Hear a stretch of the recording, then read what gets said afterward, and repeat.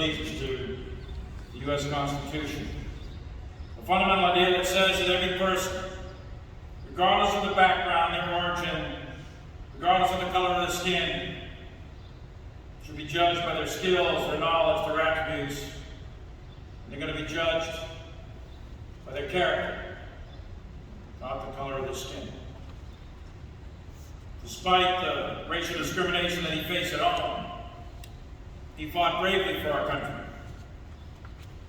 In history's most violent conflict, World War II, he fought to protect this idea, and he paved the way, as the Secretary said, for so many others. And you see the living embodiment of his work in the front row in C.Q. Brown. He made our country and our military a reflection of our better angels of our nation. Charles McGee flew in the 332nd Fighter Group, renowned as some of the best pilots in World War II. The Red Tails, who had extraordinarily dangerous mission of escorting bomber aircraft into combat. They did this job unbelievably well, losing only 27 aircraft in 1,578 combat missions over 26 months. General McGee flew 137 of those missions. 137 missions in World War II alone. He then went on to fly in the Korean War and in Vietnam.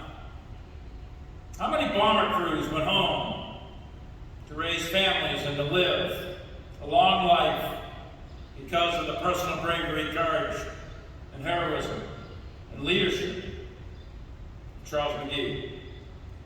We may never know the answer to that question. Across 3 wars, Charles McGee flew 409 combat missions. He flew some of the very first P-51 flights from Japan to the Pusan perimeter in Korea.